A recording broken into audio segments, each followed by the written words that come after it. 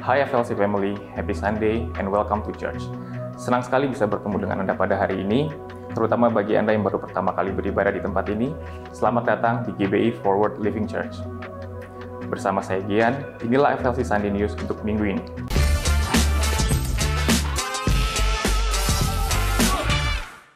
Jika FLC Family membutuhkan dukungan doa, tim FLC Prayer dengan senang hati akan membantu dan mendukung Anda melalui doa. Atau Anda dapat mengisi form doa yang tersedia di area Home Lounge. FLC Sunday Service setiap minggunya dapat FLC Family lihat kembali di YouTube channel Forward Living Church. Untuk mendapatkan informasi tentang kegiatan atau pelayanan gereja, FLC Family dapat mengunjungi Home Lounge, menghubungi WhatsApp FLC Office kami di 0816 633 633 atau dapat terhubung melalui Instagram Forward Living Church. Saat ini kita mau bersama-sama merayakan FLC Family yang berulang tahun dan juga merayakan ulang tahun pernikahan di sepanjang minggu ini.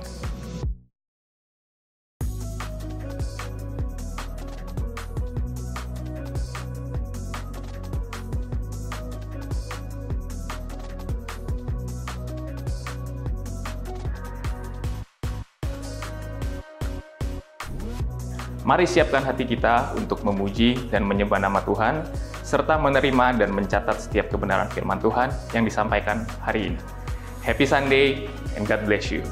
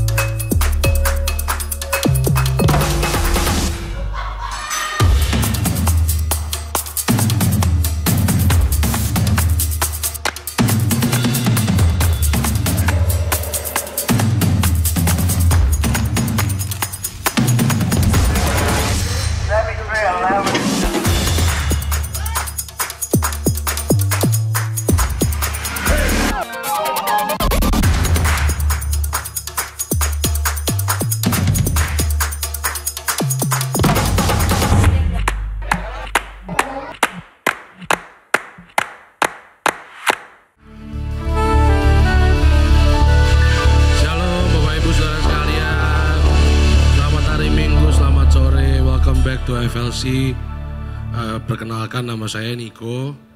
Mungkin yang belum pernah ketemu atau kenal saya sebelumnya, saya kurang lebih sudah bergereja beribadah di FLC ini sudah 7 bulan kurang lebih. 7 bulan jalan 8 bulan. Terima kasih juga buat Pastor Josh yang memberikan saya tempat pada sore hari ini untuk sharing kepada Bapak Ibu Saudara sekalian semua. 2 minggu ke belakang ini saya sedang bergumul dengan berdoa tuh tetap, punya rutinitas doa tuh tetap. Cuma mulut saya berdoa tapi rasanya hati saya kayak nggak ikut doa gitu. Jadi kayak tadi mungkin ngobrol sama Ko Felix di belakang, ya ibaratnya kayak absen aja gitu. Yang penting Tuhan tahu, oh nih anak kalau udah doa gitu. Cuma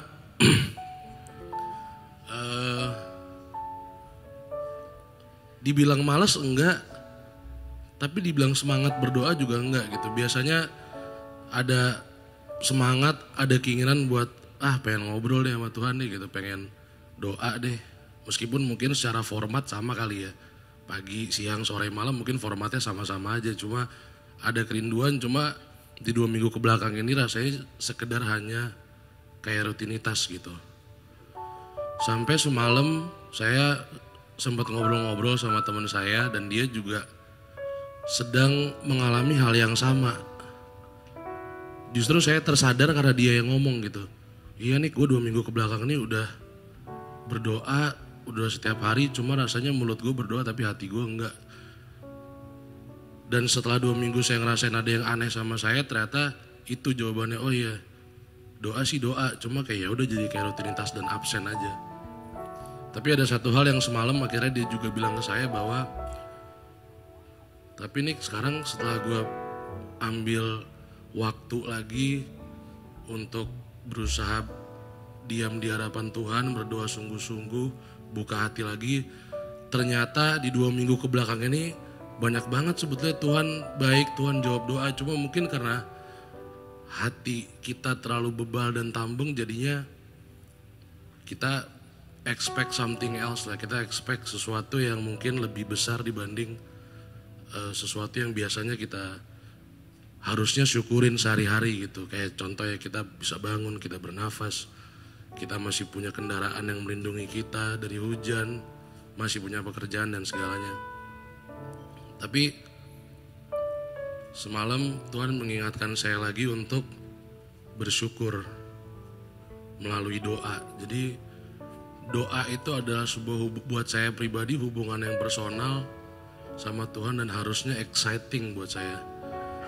Harusnya membuat diri saya selalu excited buat ngobrol sama Tuhan gitu. Dan mungkin satu hal yang luput dari saya adalah bersyukur dan mencoba untuk take a step back lagi dan berdiam di hadapan Tuhan aja gitu, ngobrol aja sama Tuhan sungguh-sungguh, bukan jadiin doa sekedar rutinitas.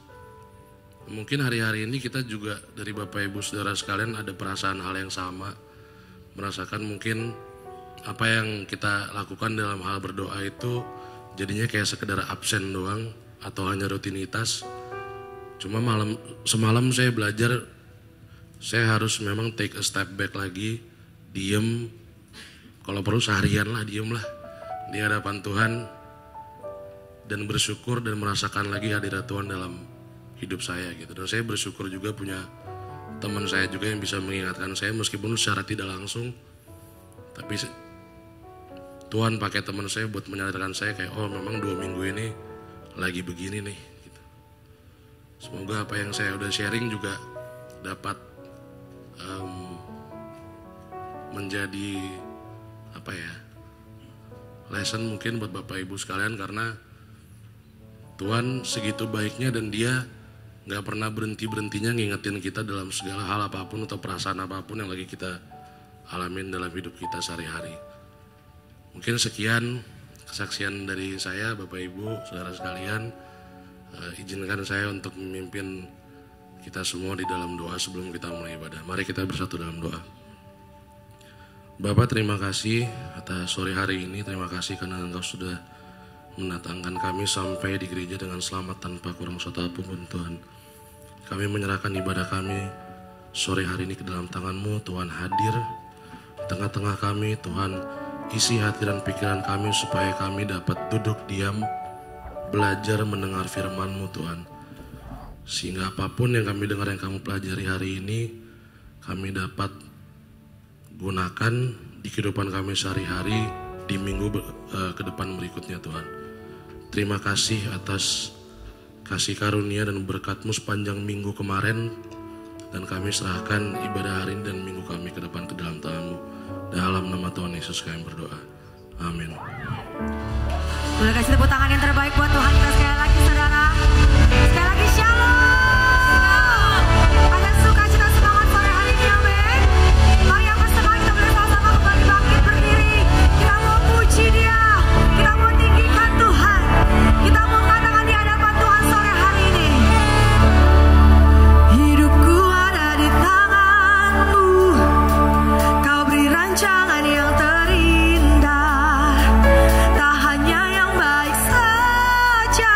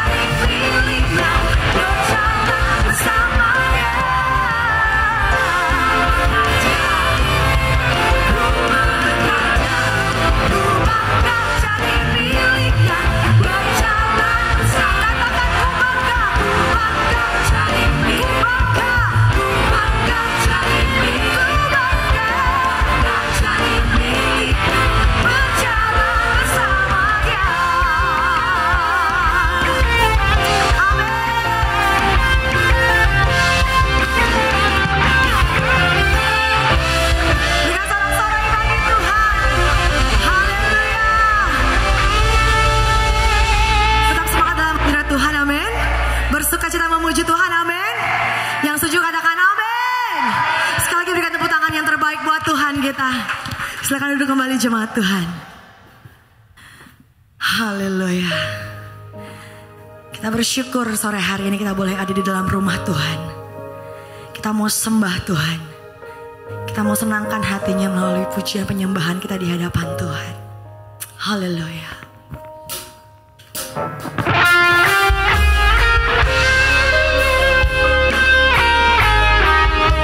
Semua kami bersyukur pada Tuhan seperti yang Kau Yesus. Terima kasih Tuhan.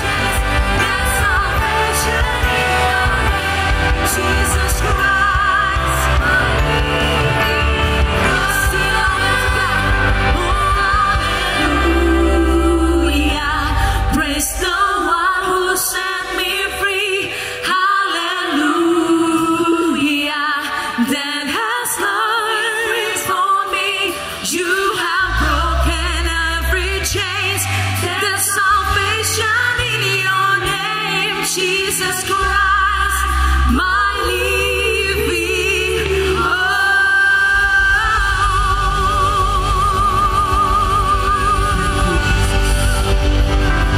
Terima kasih Tuhan.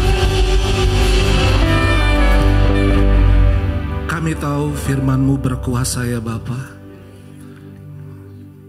Kami tahu hidup kami bisa diubahkan oleh karena firman-Mu ini.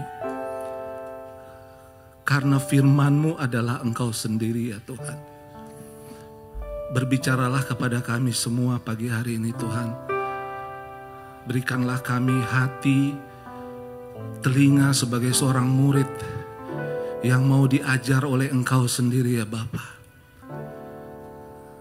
Sehingga hidup kami sepenuhnya hanya menjalankan apa yang sudah Tuhan rencanakan, apa yang sudah Tuhan tetapkan sebelumnya bagi kami semua.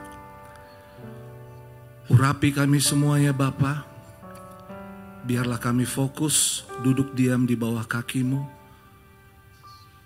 mendapatkan kebenaran-Mu, menjadi kekuatan, power yang sesungguhnya bagi kami ketika keluar dari ruangan ini nanti.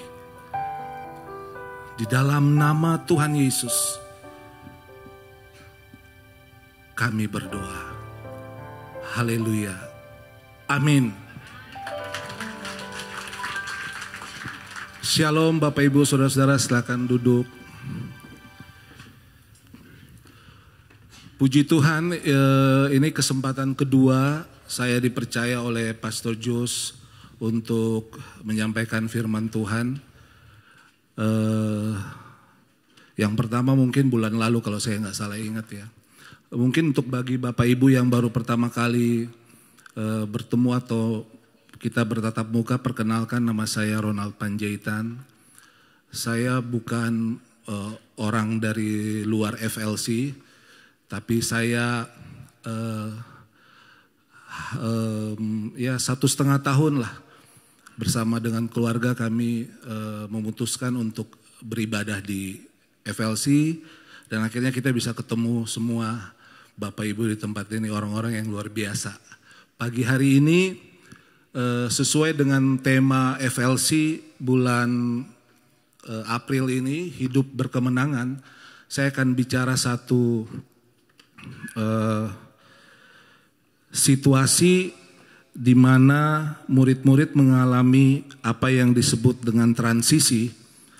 Transisi ketika mereka harus hidup setelah kematian Yesus dan kemudian harus menghadapi ancaman dari orang-orang Yahudi yang masih mengejar mereka. Transisi. Transisi itu sesuatu yang suka tidak suka, pasti selama kita hidup kita akan berurusan dengan transisi.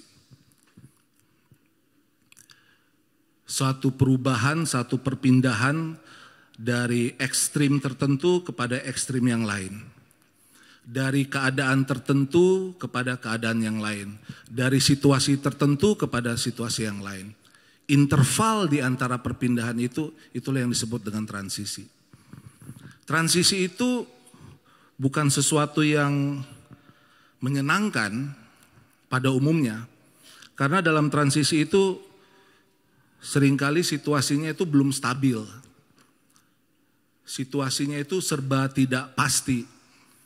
Kalau kita ingat misalnya atau kalau kita perhatikan misalnya transisi pemerintahan atau kepemimpinan, itu seringkali menimbulkan banyak gejolak.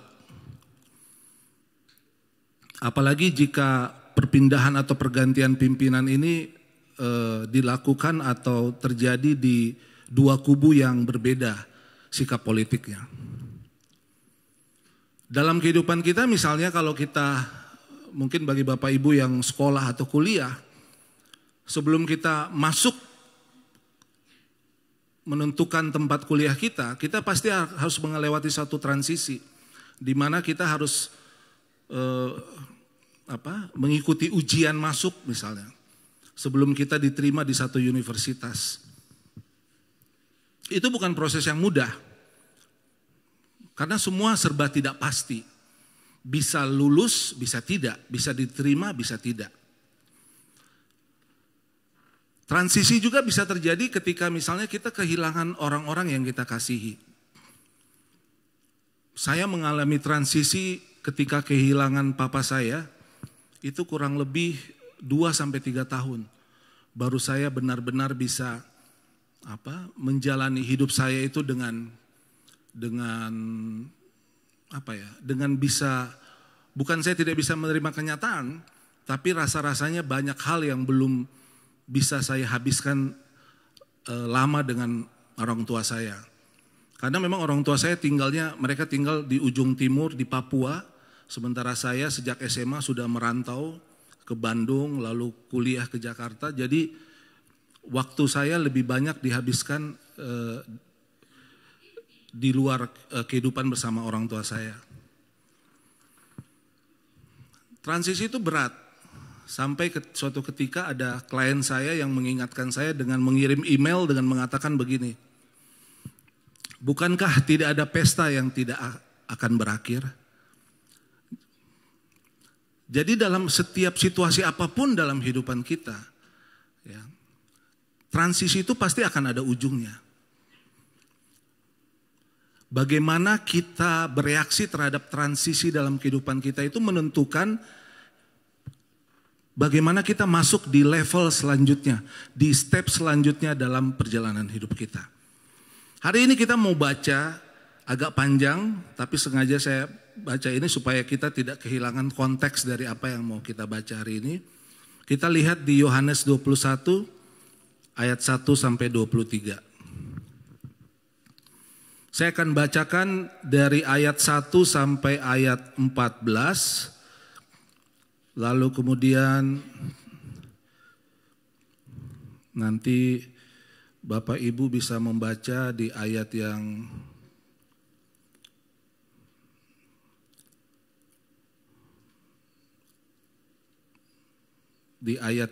ke-20 sampai dengan 23. Saya bacakan. Yohanes 21 ayat 1-23. Yesus menampakkan diri kepada murid-muridnya di pantai Danau Tiberias. Kemudian Yesus menampakkan diri lagi kepada murid-muridnya di pantai Danau Tiberias dan dia menampakkan diri sebagai berikut. Di pantai itu berkumpul Simon Petrus, Thomas yang disebut Didimus, Nathanael dari Kana yang di Galilea, anak-anak Zebedeus dan 2 orang muridnya yang lain. Kata Simon Petrus kepada mereka, Aku pergi menangkap ikan. Kata mereka kepadanya, kami pergi juga dengan engkau. Mereka berangkat lalu naik ke perahu, tetapi malam itu mereka tidak menangkap apa-apa. Ketika hari mulai siang, Yesus berdiri di pantai, akan tetapi murid-murid itu tidak tahu bahwa itu adalah Yesus. Kata Yesus kepada mereka, Hai anak-anak, adakah kamu mempunyai lauk pauk? Jawab mereka, tidak ada. Maka kata Yesus kepada mereka, tebarkanlah jalamu di sebelah kanan perahu, maka akan kamu peroleh. Lalu mereka menebarkannya dan mereka tidak dapat menariknya lagi karena banyaknya ikan. Maka murid yang dikasihi Yesus itu berkata kepada Petrus, itu Tuhan. Ketika Petrus mendengar bahwa itu adalah Tuhan, maka ia mengenakan pakaiannya sebab ia tidak berpakaian, lalu terjun ke dalam danau. Murid-murid yang lain datang dengan perahu karena mereka tidak jauh dari darat, hanya kira-kira 200 hasta saja. Dan mereka menghela jala yang penuh ikan itu. Ketika mereka tiba di darat, mereka melihat api arang dan di atasnya ikan dan roti. Kata Yesus kepada mereka, bawalah beberapa ikan yang baru kamu tangkap itu. Simon Petrus naik ke perahu lalu menghela jala itu ke darat penuh ikan-ikan besar. 153 ekor banyaknya. Dan sungguh pun sebanyak itu, jala itu tidak koyak. Kata Yesus kepada mereka, marilah sarapanlah. tidak ada di antara murid-murid itu yang berani bertanya kepadanya, "Siapakah engkau?" Sebab mereka tahu bahwa ia adalah Tuhan. Yesus maju ke depan, mengambil roti dan memberikannya kepada mereka. Demikian juga ikan itu. Itulah ketiga kalinya Yesus menampakkan diri kepada murid-muridnya sesudah ia bangkit dari antara orang mati. Sekarang kita membaca, Bapak Ibu baca ayat 15 sampai dengan 19. 1, 2, 3.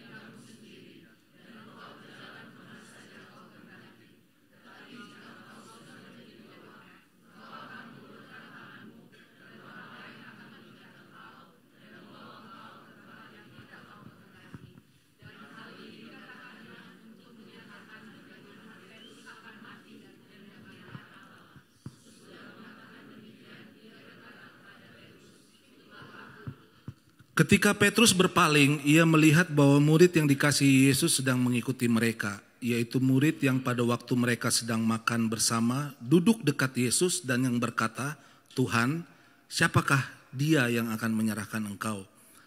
Ketika Petrus melihat murid itu, ia berkata kepada Yesus, "Tuhan, apakah yang akan terjadi dengan dia ini?" Jawab Yesus, "Jikalau aku menghendaki supaya ia tinggal hidup sampai aku datang, itu bukan urusanmu. Tetapi engkau ikutlah aku." Maka tersebarlah kabar di antara saudara-saudara itu bahwa murid itu tidak akan mati. Tetapi Yesus tidak mengatakan kepada Petrus bahwa murid itu tidak akan mati. Apa yang kita baca ini menjelaskan bagaimana situasi murid-murid setelah mereka mengetahui pada hari Jumat Yesus mati di kayu salib.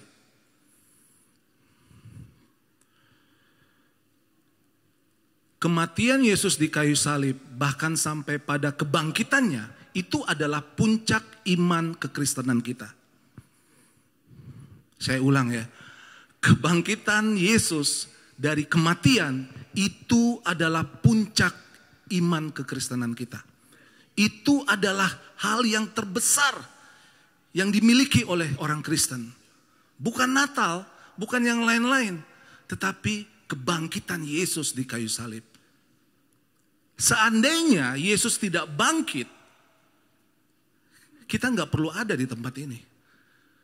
Kita akan pergi ke tempat lain mencari Tuhan yang lain, yang bisa memberikan keselamatan kepada kita. Tetapi kematian Yesus dan kebangkitannya itu menjadi jalan, menjadi jaminan bagi keselamatan kita. Seandainya dia tidak bangkit, maka sia-sialah semua yang kita kerjakan hari ini. Tidak ada jaminan sama sekali.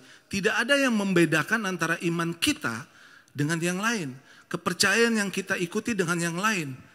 Harga yang sudah kita bayar untuk melayani Tuhan, mengikut Dia, berjalan dengan iman walaupun kita tidak tahu apa yang ada di depan. Tapi yang kita tahu, Tuhan memegang hari esok seperti lagu tadi. Seandainya kemenangan itu adalah hal yang besar, seandainya kita ada di situ, harusnya reaksi kita itu bersuka cita, iya enggak? Harusnya kita itu bergembira. Mungkin kita jalan seperti murid-murid, mungkin mereka harusnya jalan ke pinggir-pinggir jalan dan menyatakan Yesus sudah bangkit, Yesus sudah bangkit. Saudara bisa lihat kalau saya suka sepak bola sekali ya, saya suka bola banget. Kalau ada tim yang menang, itu sampai dengan mungkin baru minggu lalu apa 2 minggu lalu, karena saya fansnya Jerman dari dulu. Sampai Jerman menang Piala Dunia terakhir di Brasil aja masih saya nonton itu sampai minggu yang lalu. Karena euforianya itu, atmosfer kemenangannya itu luar biasa sekali. Dan itulah kira-kira harusnya reaksi kita sebagai orang Kristen. Tapi apa yang dilakukan oleh murid-muridnya? Alkitab bilang mereka ada di mana tadi? Di Danau Galilea, di Danau Tiberias. Kalau Bapak Ibu baca di beberapa Injil, jangan bingung ya, jangan anggap bahwa Alkitab itu gak konsisten. Kadang dibilang Danau Tiberias, kadang dibilang Danau Galilea, ya kan? Di ayat 1 tadi dibilang di pantai Danau Tiberias. Ini pertanyaannya, ini pantai atau danau? Ya kan? Ini disebutnya sebenarnya Danau Galilea. Dia danau air tawar, bukan air asin. Letaknya di pinggir kota Tiberias. Jadi Tiberias itu nama kota. Nanti pulang dari sini bisa dilihat lah, di Google lah. Tiberias itu nama kota. Dan Danau Galilea itu terletak di Tiberias. Tiberias itu letaknya di utara Israel. Yesus hari Jumat mati di kayu salib, itu peristiwanya ada di mana? Di Golgota. Golgota itu letaknya di mana? Yerusalem. Yerusalem itu ada di mana? Di Israel Selatan.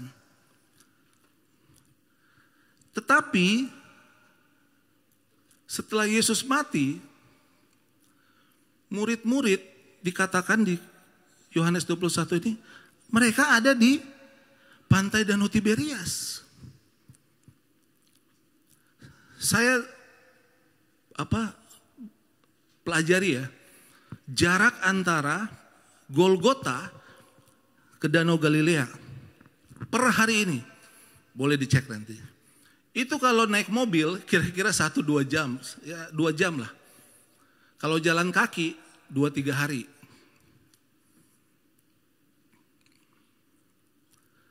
Yesus bangkit di sini kan, menampakkan diri. Pada hari apa? Hari Minggu. Hari Jumat, Petrus masih menyangkal Yesus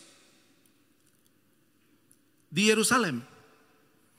Tetapi hari Minggu, 3 hari setelahnya, mereka ada di Galilea. Saudara bayangkan itu. Murid-murid mengalami transisi, mereka mengalami ketakutan. Sama seperti Petrus ketika ditanya, kau salah satu pengikut Yesus kan? Dia mengatakan apa? Tidak, dia menyangkal Yesus 3 kali. Mereka itu ketakutan, saudara. Mereka ke Danau Galilea itu bukan sedang piknik, bukan sedang healing gitu, healing dulu deh. Ya kan? Kita baru berduka nih, jadi kita rekreasi dulu, piknik dulu. Enggak, mereka kabur. Mereka DPO. Yes, mereka DPO. Layaknya organisasi kriminal ketika pimpinannya diamankan, ya kan? Penegak hukum itu harus memastikan bahwa seluruh organisasi ini selesai sampai ke akar-akarnya. Kira-kira gitu. Dan memang mereka dianggap gerombolan pengacau keamanan gitu. Pengikut Yesus itu. Dan mereka ada di Galilea. Harusnya mereka merayakan sukacita karena Yesus sudah bangkit, tapi mereka ada di Galilea. Dan saudara perhatikan di ayat 1. Mereka kumpul di situ, kurang lebih ada 7 orang. Dan apa yang dilakukan Petrus? Petrus katakan kepada murid-muridnya, aku mau pergi, apa di situ? Menangkap ikan lagi. Saat kita ada di situasi transisi, semua serba tidak pasti, kita merasa takut, kita merasa gagal, kita merasa tidak tahu apa yang harus kita lakukan, secara psikologis kita akan melakukan apa yang kita anggap paling bisa kita lakukan. Sekedar hanya untuk memberikan ketenangan dalam hati kita. Sekedar hanya untuk menurunkan tensi dari ketakutan kita. Biasanya kalau kita menghadapi ujian kan, ketika kita dapat soal yang sulit, kita pasti akan memilih untuk kerjain dulu hal-hal yang mudah, yang kita bisa kuasai. Jangan sampai kita berlarut-larut, ya kan, waktu kita habis. Kurang lebih itu yang dilakukan oleh murid-murid. Mereka lari. Pertanyaannya begini, kenapa pilihannya ke Galilea? Karena Tiberias itu, ya, letak di mana Danau Galilea berada itu adalah kota yang baru dibangun pada abad itu. Umumnya orang-orang Yahudi tidak mau pergi ke tempat itu. Karena tempat itu dianggap tidak suci, tanahnya itu bekas tanah kuburan. Jadi itu daerah yang tidak didatangi oleh orang-orang Yahudi yang konservatif. Ada beberapa golongan orang-orang Yahudi yang lebih terbuka, tapi murid-murid berpikir kira-kira kalau kita di Galilea kita akan lebih aman dari kejaran. Makanya coba kita lihat lagi, buktinya itu kita bisa lihat di Yohanes 20 ayat 19. Di Yohanes 20 ayat 19, di situ dikatakan, ketika hari sudah malam pada hari pertama minggu itu, kumpullah murid-murid Yesus di suatu tempat dengan pintu-pintu yang terkunci karena mereka takut kepada orang-orang Yahudi. Pada waktu itu datanglah Yesus dan berdiri di tengah-tengah mereka dan berkata, damai sejahtera bagimu. Yohanes 20 laporkan sama kita bahwa mereka ada di satu tempat dengan pintu yang terkunci. Apa yang mau saya sampaikan adalah berita kemenangan besar lewat kebangkitan Yesus itu tidak direspon sebagaimana mestinya oleh murid-murid karena mereka mengalami ketakutan. Petrus sendiri dia terintimidasi. Dia sedang berurusan dengan gambar dirinya. Sebagai seorang pemimpin dari murid-murid, justru dia mempraktekkan sesuatu yang tidak membanggakan. Dia menyangkali Yesus. Dan yang terjadi adalah Yesus mendatangi mereka. Kita hari ini akan belajar 3 transisi yang terjadi dalam kehidupan murid-murid Tuhan Yesus. Transisi yang pertama itu adalah transisi dari kekalahan ke kemenangan yang membingungkan bagi murid-murid. Kenapa membingungkan? Karena mereka kehilangan arah sehingga harus kembali ke kehidupan lama mereka. Tadi kita udah bahas di awal, Petrus sebagai pemimpin justru dia yang melontarkan ide kepada murid-murid untuk aku mau pergi menangkap ikan. Padahal Tuhan sudah katakan sama mereka kan, pada waktu Tuhan panggil mereka, saat ini saya akan jadikan kamu penjala manusia. Tapi dia kembali kepada kehidupan lama. Kenapa? Karena mereka kehilangan arah. Mereka merasa bersalah, terutama Petrus. Mereka takut akan menghadapi kira-kira ke depan ini gimana ya? Tanpa Yesus bersama-sama dengan kita. Bahkan mungkin mereka menganggap bahwa mereka sudah gagal. Inilah paradoks yang saat ini, hari-hari ini, itu masih terjadi dalam kehidupan kita. Ya enggak?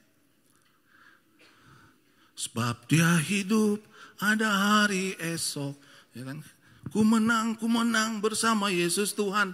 Ya kan? Tapi habis itu, kita gagal. Kita hidup seperti orang yang kalah.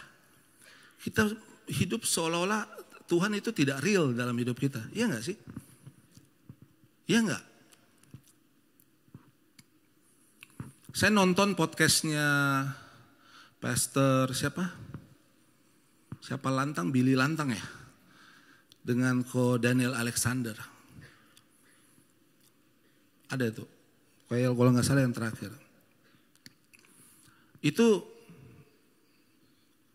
pendeta Daniel Alexander itu bilang, dia tanya ke Pastor Billy Lantang, mana yang lebih benar? Kita di rumah atau kita di gereja? Atau begini, kita itu lebih apa adanya di mana? Di rumah atau di gereja? Di rumah. Makanya kalau Daniel Alexander bilang, makanya jangan sering-sering ke gereja. Karena biasanya kalau di gereja kita luar biasa banget, gitu. Lewat ini murid-murid tuh lewat, luar biasa, kita juara banget. Makanya Pastor Jo selalu bilang kan, ibadah yang sesungguhnya itu adalah setelah kita keluar dari sini kan, 1 minggu ke depan. Itu dialami, nanti dibaca lagi di Yohanes 20 itu. Yesus datang, pintu terkunci, murid-murid di dalam. Yesus katakan shalom. Alkitab bilang mereka bersuka cita. Wah, Yesus bangkit, gitu kira-kira ya. Wah, ada pengharapan. Setelah itu Thomas datang. Mereka bilang, bro, dari mana lu? Tadi Tuhan datang loh, kata Thomas. Oh, saya nggak percaya. Sebelum saya cucukkan luka di telapak tangan dan lambungnya itu, saya nggak percaya itu Tuhan. 8 hari kemudian, Alkitab bilang tuh, bukan kata saya. 8 hari kemudian, Yesus datang lagi untuk menemui Thomas. Di rumah yang sama, di tempat yang sama. Apa yang terjadi Alkitab katakan? Pintunya masih terkunci. Padahal waktu Yesus datang pertama, mengatakan shalom, murid-murid bersuka cita. Logikanya bersuka cita, mereka gak kunci pintu lagi. Tapi 8 hari kemudian, ibadah nih hari ini. Ntar minggu depan lain lagi tuh. Masih sama lagi. Itu paradoks dalam kehidupan kita kan.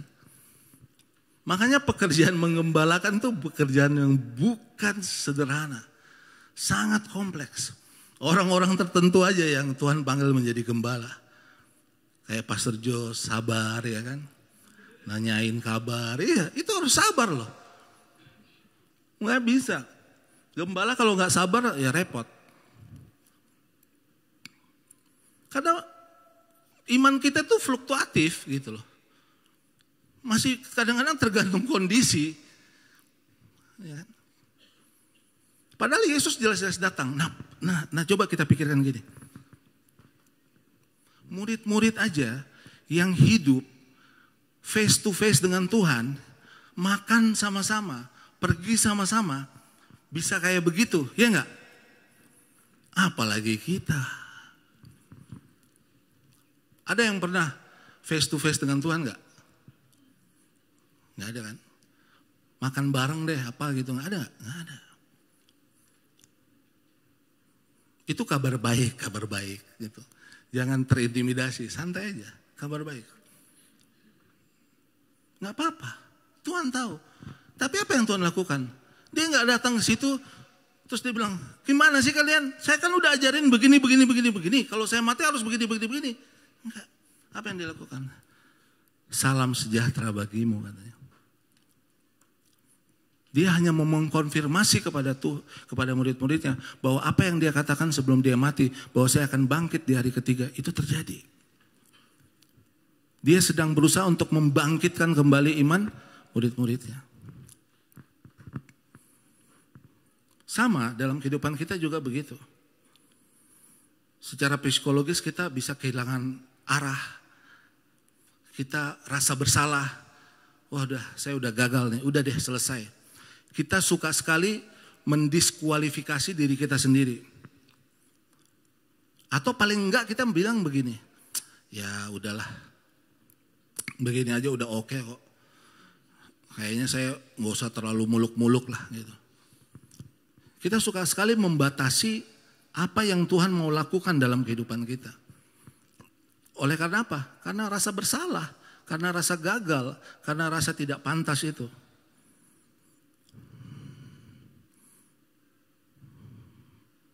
Sama seperti dunia ini kan. pandemi, perang, resesi ekonomi, ya kan? Bulan berapa kemarin Menteri Keuangan sudah sampaikan bahwa kita akan menghadapi situasi ekonomi yang tidak akan baik-baik saja. Itu realita. Tapi di satu sisi kita bilang, kita tahu firman Tuhan mengatakan janganlah kau khawatir akan apa yang kau makan, minum, pakai. Tapi hidup kita itu tidak mencerminkan realita itu. Kita seperti orang yang kalah. Ini problem serius, makanya banyak kekristenan itu hari-hari itu banyak orang-orang yang apatis. Mereka tidak login, mereka nggak pindah keyakinan gitu. Tapi suam-suam kuku, ya kan? Yang penting hadir, gitu. Yang penting ada. Tapi kekristenan itu bicara kualitas sebenarnya, karena bukan praktek keagamaan. Berdoanya harus jam sekian sampai jam, tidak. Kekristenan itu lifestyle, gaya hidup kita. Makanya saya sangat setuju ketika saya ada di gereja ini dan Pastor Jo selalu bilang, hidup kita tuh ada di luar sana. Apalagi kita yang ada di marketplace kan. Kita tahu bagaimana itu. Marketplace itu sangat kejam. Dia gak peduli lu anak Tuhan kayak pelayanan di FLC kayak apa, gak peduli. Kalau kita nggak signifikan, selesai. Marketplace hanya mencari. Mana yang lebih baik, mana yang lebih baik. Sementara kita bergumul dengan realitas, kita tahu Tuhan menang, tapi hidup kita kalah. Hidup kita seperti pecundang. Hidup kita seperti orang yang tidak punya kuasa. Padahal Alkitab katakan, barang siapa yang menerimanya sebagai Tuhan diberikan kuasa untuk menjadi anak-anak Tuhan.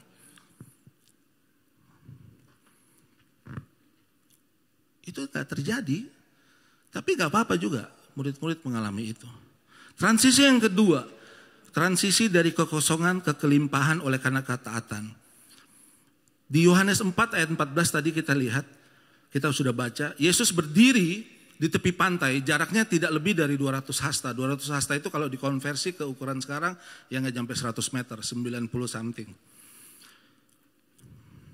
Di situ sebelum mereka dapat ikan, Yesus berdiri. Alkitab katakan, murid-murid nggak tahu itu Yesus. Itu siang hari, 1. Yesus sedang berdiri, 2. Jaraknya tidak jauh, 3. Tapi murid-murid tidak kenali dia. Pulang dari situ, mereka pergi, ya, mencari ikan semalaman. Siang mereka sampai, ada Yesus di situ dan mereka tidak kenali. Mereka nggak dapat hasil apa-apa.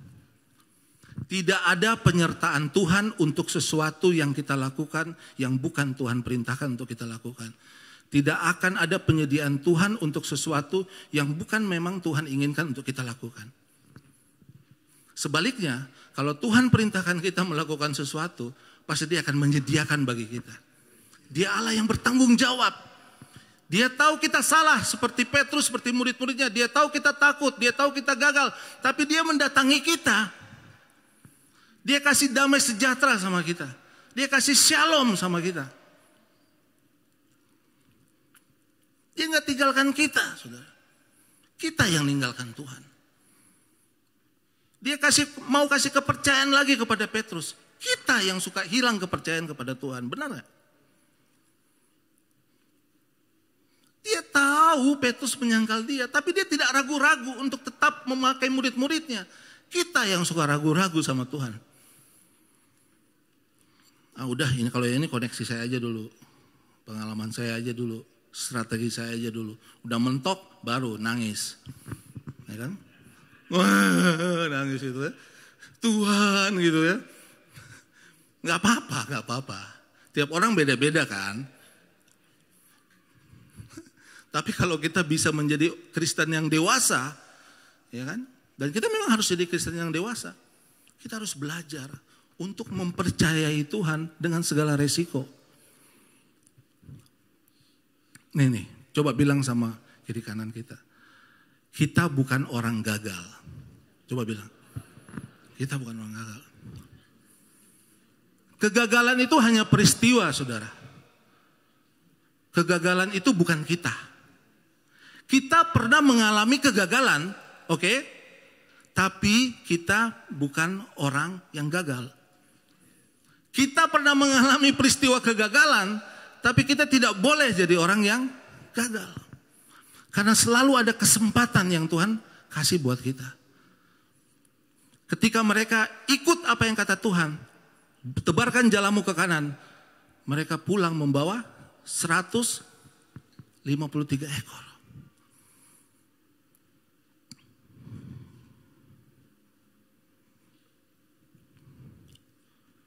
Jadi kelimpahan yang kita terima dalam hidup kita itu tidak semata-mata dari usaha keras kita, dari kepintaran kita.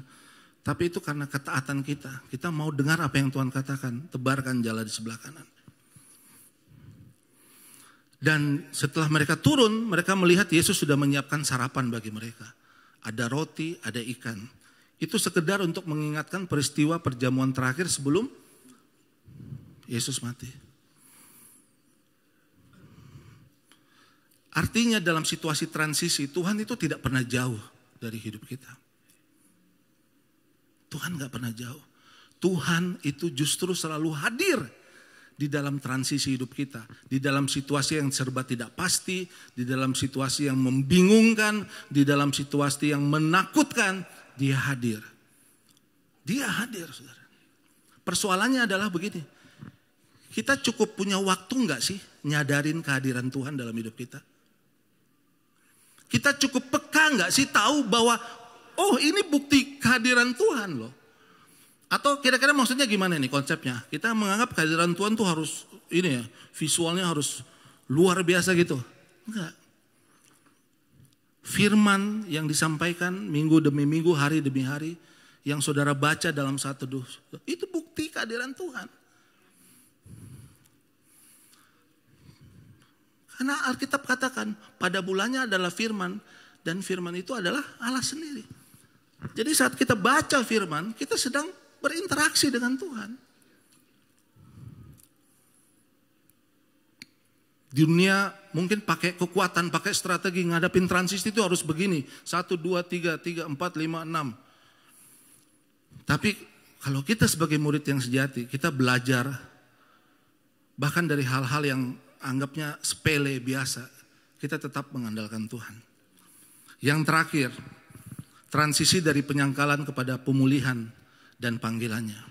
Yesus berkata kepada murid-muridnya setelah makan, terutama kepada Petrus, Petrus anak Yohanes, apakah engkau mengasihi aku lebih daripada mereka ini? 3 kali Yesus tanya hal yang sama untuk memberikan kesempatan kepada Petrus merevisi, memperbaiki, memulihkan 3 kali penyangkalan yang dia lakukan sebelumnya. Waktu Yesus berkata, apakah kau mengasihi aku? Yesus berkatanya pakai kata agape. Apakah engkau agape kepadaku? Petrus menjawabnya 3 kali. Ya Tuhan, aku filia kepadamu. Aku filia kepadamu. Filia itu adalah kasih persahabatan, persaudaraan. Yesus tanya sama Petrus, Petrus, kamu agape enggak sih sama aku? Ya Tuhan, aku filia kepadamu. Oke, kalau gitu gembalakan domba-dombaku. Yang kedua, dia tanya, Petrus, kamu agape enggak sama aku? Ya Tuhan, aku filia kepadamu. Yang ketiga, Yesus turunkan. Petrus, kau filia enggak sama aku? Maka sedihlah hati Petrus. Terjemahan aslinya dibilang dia berduka. Dia bilang, Tuhan kau tahu segala sesuatu. Kau tahu bahwa aku filia kepadamu. Tuhan gak pernah maksa Petrus yang gagal itu untuk apa? Punya standar yang sama seperti Tuhan mau. Perjalanan iman itu ada proses bertumbuh, saudara. Kalau kita belum agape, jangan agape. Kalau kita masih filia, filia aja, tapi konsisten. Tuhan tidak pernah memaksa kita ada di level seperti yang ideal yang dia mau. Karena dia tahu kita lemah. Karena itu proses pertumbuhan. Tapi jangan pernah lepaskan pandangan kita. Tiba-tiba Yohanes datang, murid yang paling dikasih. Petrus bilang, Tuhan kalau dia gimana Tuhan? Kan dia nih yang waktu itu nanya sama aku, Tuhan siapa nih yang akan nyangkal Tuhan. Jadi dia kayaknya masih ada problem pribadi sama Yohanes. Terus Yesus bilang, kalau saya kehendaki dia hidup, pada saat saya datang dia akan tetap hidup. Tapi engkau ikutlah aku. Gak usah ngurus yang lain. Gak usah bandingkan panggilan kita dengan yang lain. Gak usah bandingkan pelayanan kita dengan yang lain. Fokus kita ikut dia. Sampai mati. Karena terjemahan aslinya itu. Ikutlah aku. Sampai mati. Itulah panggilan kita. Saat kita ada dalam situasi transisi. Fokus kita hanya satu. Tuhan. Transisi itu bagian dari hidup kita. Tapi satu hal yang pasti, Yesus selalu hadir di tengah ketidakpastian, memberi arah dan memberikan penyertaan kelimpahan kepada kita. Bahkan Yesus memulihkan dan mengutus kita sama seperti dia mengutus kembali Petrus, walaupun dia tahu Petrus gagal, Petrus menyangkal dia. Dunia ini cepat berubah, saudara. Dan sepertinya kekristenan itu sering kalah. Tapi Yesus sudah bangkit dan dalam situasi transisi ini hanya satu yang saya sampaikan tadi. Ikutlah dia. Saudara ada dalam transisi, ikutlah dia. Kemanapun dia memimpin hidup saudara. Sampai saudara berpindah dari ekstrim kiri ke ekstrim kanan. Dari titik yang satu ke titik yang lain. Tuhan Yesus memberkati. Mari kita berdoa. Terima kasih Bapa. Kami mau belajar mengikut Engkau dalam proses transisi apapun dalam kehidupan kami. Dari suka ke duka, dari kelimpahan kepada kekurangan, dari kondisi baik ke kondisi buruk, dari yang senang dan tidak menyenangkan. Kami mau ikut Engkau Tuhan. Karena kami tahu ada penyertaan Tuhan, ada kehadiran Tuhan, ada kelimpahan yang Tuhan berikan bahkan di tengah situasi yang mungkin buruk menurut pandangan kami. Tuhan selalu ada. Teguhkanlah hati kami Tuhan. Tetapkanlah langkah kami untuk selalu mengikut Engkau. Dalam nama Yesus kami berdoa. Amin. Shalom. Terima kasih untuk hambanya Brother Ronald. Kita telah menyelesaikan ibadah. Saya percaya firman Tuhan berbicara jelas kepada kita tentang transisi. Saya banyak belajar pengembalaan itu dari ibu saya. Ibu saya itu 2006 udah gak ada. I wish waktu hidup ibu saya keras. Iman kerohanian saya, kedewasaannya seperti sekarang. Cuma gak bisa. Karena saya masih remaja. Ya, papa saya pendeta. Tapi sebelum jadi pendeta, papa saya itu mafia. Penjudi, penyelundup. Tahu gak itu artinya hidupnya? Gak ada value keluarga. Keras. Memang bertobat, memang jadi hamba Tuhan.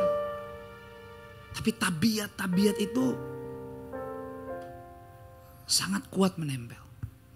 Dan semua kita gak ada yang gak memiliki tabiat yang tiap hari perlu diperbaiki. Dan hanya dia yang sanggup. Dan hebatnya sampai hari ini dia gak pernah bosan sama kita. Jadi saya ngomong apa adanya, makanya saya selalu bilang udah jangan gereja-gerejaan. Gereja ini bukan tempat untuk kita bersembunyi dari kenyataan. Saya ini hidup, ibu saya nilep duit, nyimpen duit. Kenapa? Karena suaminya penjudi, penyelundup, jagoan. Gak ada takut sama sekali. Udah ngelewatin semuanya. Nah, jadi pendamping model seperti ini. Itu dengan 7 anak. Itu bahasanya banting tulang di luar rumah, banting tulang di dalam rumah. Demi selamat semuanya. Saya udah biasa kok. Dapat gede, hilang gede udah biasa. Karena ya kita hidup begini. Tapi waktu kami mengenal Yesus, mengalami kasih Yesus. Makanya saya bilang di FLC kepemimpinannya gereja ini. Nomor 1 keluarga. Keluarga. Menang di rumah, menang di luar. Daripada banyak khotbah-khotbah, buktiin dulu di rumah. Dan gak gampang. Bayangin keluarga Kristen yang ada ke Tuhan. Keluarga pendeta aja yang benar-benar pendeta. Kalau gak kuat-kuat, Apalagi kalau udah terbiasa menjalani hidup ini sebagai ritme, kita udah paling jagonya manipulasi. Makanya kenapa saya berani ngomong belak-belakan? Saya bukan orang yang hidup di gereja doang. Saya gaul di luar. Dari kecil saya udah biasa di luar. Saya dari kecil udah biasa ketemu sama orang yang aneh-aneh. Dan saya bisa bilang, hanya dekat Yesus saja. Hanya dekat Yesus saja. Setiap tetesan air mata transisi hidupmu. Karena tadi dikatakan sampai Tuhan Yesus datang, transisi itu akan selalu hadir. Rendah hati. Rendah hati. Dan seperti yang saya selalu ulang-ulang, hormati Tuhan lebih daripada apapun. Kalau Pak Prabowo datang sekarang, ya saya paling minta kasih duduk di depan aja sih. Tapi saya gak kasih khotbah. Maksudnya saya mau ngomong gini, saya bukan tipe orang kagetan. Sorry nih, saya bukan tipe orang kagetan. Hanya Yesus yang layak disembah. Hanya Yesus yang layak ditinggikan. Sembah dia, agungkan dia, nangis kepada dia, menjerit kepada dia, berseru. Karena hidup ini tiap hari penuh resiko. Menyenangkan hati Tuhan, itulah bendera keluarga Kristennya kita. Menyenangkan hati Tuhan. Pakai gereja ini sepantasnya. Rawat gereja ini, support, tolong gereja ini. Dan doain supaya setiap jiwa-jiwa yang datang. Kita bukan menjadi gereja industri. No. Saya udah biasa hidup di industri. Justru di sini adalah mesbah kudus Tuhan. Kita doa biar orang, keluarga, teman-teman yang datang ke sini mengalami intimacy. Ada soulnya, ada apinya. Bukan karena apa yang kita coba lakukan. Kita coba melakukan yang terbaik. Tapi yang paling penting di gereja ini, harus kuasa Tuhan sendiri yang bertahta atas setiap suami, atas setiap istri, atas setiap orang tua, atas setiap anak-anak. Sampai kapan? Ya tergantung kuatnya kita dan sepercayanya kita. Setia sampai akhir. Dan kita bersyukur Tuhan sambut kita, even dalam hal yang kecil, dalam hal-hal yang sepele. Even tadi mau baca Alkitab di saat teduh aja, Tuhan tuh hadir. Itu menunjukkan kuasa Tuhan di situ. Anda datang ke gereja ibadah itu udah luar biasa. Doa kami semua sepanjang 1 minggu ini. Jangan bersembunyi. Tapi pakai kesempatan iman untuk menjadi dewasa. Dan biarlah hidup kita keseharian seminggu ke depan menjadi gelanggang arena peperangan kita. Peperangan kita bukan melawan orang-orang, enggak. Justru ketemu orang-orang yang ngeselin, nyebelin, kasih pengampunan. Kalau lagi ada lebih ya berkatin. Udah gitu doang. Peperangannya tuh iblis, setan, pakai doa. Jadi kalau ada orang ngeselin, saya baru pulang dari Bali ini, true story. Saya baru pulang dari Bali. Salah satu saudaranya Alena merit keluarga FLC, saya pemberkatan nikah. Ada salah seorang saudara juga yang kenal saya lama banget. Jadi dia bilang, gila lu Alena, lu laki lu sih hebat banget berubahnya. Tapi ada momen 2 hari lalu dia bercanda sama saya, dia agak ngomong kasar, kotor sama saya. Tapi dia bukannya maksudnya jahat, enggak. Dia cuma kayak ngenyek saya gitu. Terus dia kasih jari tengah ke saya. Tapi sambil bercanda. Saya bilang ke Alena. Dia Kristennya udah lama. Tapi belum dewasa. Aku doa supaya Tuhan kasih hati yang baik sama dia. Karena kalau bercanda ngasih jari tengah ke pendeta. Nah ini saya bukannya ngutuk. Besoknya, exactly besoknya depan saya dan Alena. Orang yang sama. Cuman jalan dari sini ke tembok yang paling belakang gereja anak. Jadi gak nyampe 50 meter. Cuman jalan dari pendopo ke pasir 50 meter. Tapi dia gak pakai sendal kemarin. Itu gak nyampe 5 menit jalan. Itu kulitnya semua, kulit kakinya terkupas semua. Dari atas sampai ke bawah. Ngelihatnya aja kita panik apa bawa ke rumah sakit semua. Tiba-tiba dia bilang, mana tuh si pendeta mana? Gue mau ampun katanya. Kayaknya gue kasih pasti jari tengah gitu. Saya ketawa ngeliat dia, makanya sama pendeta lu baik-baik. Ini saya cuma mau ngomong gini. Tuhan gak minta banyak kok dari Anda semua. Tuhan juga tahu kurang lebihnya kita, dia tahu. Tuhan gak gosipin kita ke siapa-siapa malah. Dia backup kita malah. Dia dukung kita malah. Cuman dia bisa bilang, udah setahun ikut gue, masa cuma gini-gini doang? Gimana sih lo? Itu bukan khotbah siapapun. Karena yang nyentuh sampai ke titik itu bukan pengkhotbah. Hanya keterbukaan hati Anda, hidup Anda dengan Bapak sendiri. Saya berdoa lewat khotbah tadi. Pertanyaan, udah berapa lama nih ikut Tuhan? Tuhan, ayo dong, tunjukin yang mungkin kemarin-kemarin Roh Kudus udah ngomong. Tapi Anda susah banget ngelakuin nih, susah banget. Kenapa? Karena takut.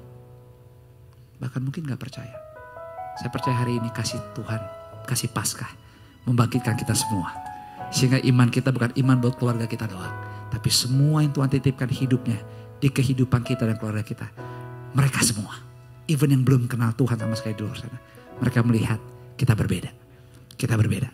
Kita berbeda. Amin. Sama-sama bangkit berdiri, arahkanlah hatimu. Angkatlah kedua belah tanganmu. Pulanglah dengan ucapan syukur. Berkat kasih, rahmat, anugerah, damai sejahtera, sukacitanya Tuhan melimpah turun, memenuhi setiap bagian di kehidupanmu. Dan semuanya dilakukan dalam persekutuan yang manis bersama dengan Roh Kudus. Dari detik siang hari ini sampai selama-lamanya. Di dalam nama Bapa, Putra dan Roh Kudus, di dalam nama Tuhan Yesus, kita semua yang sudah menerima berkat Tuhan dan mau sungguh-sungguh siap, mau coba dipakai hidup ikut dalam rencana Tuhan. Sama-sama yuk semua katakan amin. Berikan tepuk tangan buat Tuhan. Ambil momen sejenak.